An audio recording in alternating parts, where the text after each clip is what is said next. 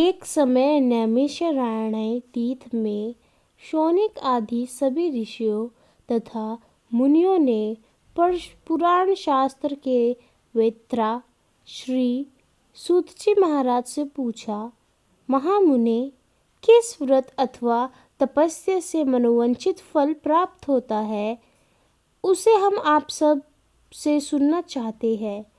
श्री सूत जी बोले, इसी प्रकार देवऋषि नारद जी के द्वारा भी पूछे जाने पर भगवान श्री कमला पिताजी ने उनसे जैसे कहा था, उसी तरह मैं भी आपसे कह रहा हूँ। आप लोग सावधान होकर सुने। एक समय योगी नारद जी लोगों के कल्याण की कामना से विविध लोगों में भ्रमण करते हुए पृथ्वी लोक में आए और यहाँ उन्होंने अपने कर्मफल के अनुसार नाना योनियों में उत्पन्न सभी प्राणियों को अनेक प्रकार के क्लेश दुख भोगते हुए देखा। अनेक प्रकार के क्लेश, किस उपाय से इनके दुख का सुनिश्चित रूप से नाश हो सकता है, ऐसा मन में विचार करके वे विष्णु लोक गए। वहाँ 4 भुजाओं वाले शंकर चक्र गदा आदि वनमाला से विभूषित शुक्ल वन भगवान श्री नारायण जी का दर्शन कर उन देवाधिदेव की वे स्तुति करने लगे।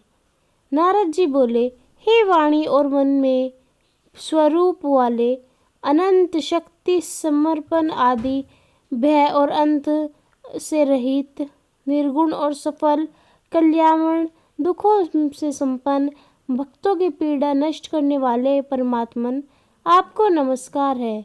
स्तुति सुनने के अनंतर भगवान श्री विष्णु जी नारद से कहते हैं, महाभाग, आप किस प्रयोजन से यहाँ आए हैं?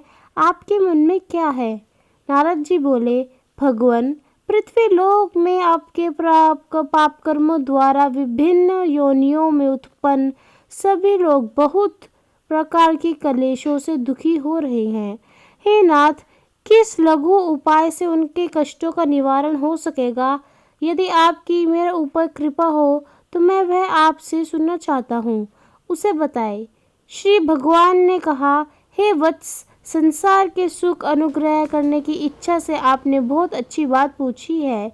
जिस व्रत करने से प्राणी मोह के से मुक्त हो जाता है, उसे मैं आपको बताता हूँ, सुनो। हे वत्स, स्वर्ग और पृथ्वी लोक में दुर्लभ भगवान सत्यनारायण का एक महान व्रत है। आपके स्नेह के कारण इस समय मैं उसे कह रहा हूँ। अच्छे प्रकार विधि विधान से भगवान सत्यनारायण जी का व्रत करके मनुष्य शीघ्र ही सुख प्राप्त कर परलोक में मोक्ष प्राप्ति कर सकता है। भगवान की ऐसी वाणी सुनकर नारद जी ने कहा, प्रभु, इस व्रत को करने का क्या फल है? इसका विधान क्या है? इस व्रत को किसने और किसके लिए करना चाहिए, यह सब विस्तार पूर्वक बतलाइए। भगवान ने कहा, यह श्री सत्यनारायण जी व्रत दुख शोक आदि का समर्थन करने वाला, धन धान्य की वृद्धि करने वाला, सौभाग्य और संतान देने वाला तथा सर्वत्र विजय प्रदान करने वाला है।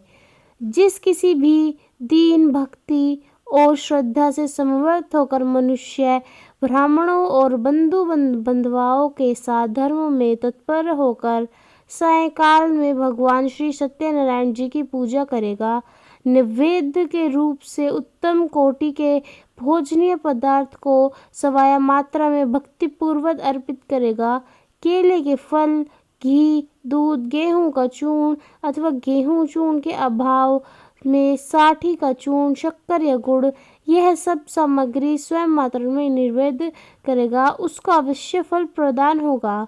और यह मात्रा में कर के जितने भी प्रयोजन हैं उनको हर एक मनुष्य को करना चाहिए। बंधु बांधवों के साथ श्री सत्यनारायण जी भगवान जी की कथा के बाहर को भोजन कराना चाहिए। भक्तिपूर्वक प्रसाद ग्रहण करके नृत्य गीत आदि का आयोजन करें निरंतर भगवान सत्यनारायण का स्मरण करते हुए अपने घरों को जाए। ऐसा करने से मनुष्य की अभिलाषा अवश्य पूर्ण होती है। विशेष रूप से कलयुग में पृथ्वीलोक में यह सबसे छोटा एवं सरल उपाय है। पहले अध्याय की समाप्ति यहीं होती है। हम आपको मिलेंगे अगले अध्याय में। वीडियो में बने रहने के लिए धन्यवाद।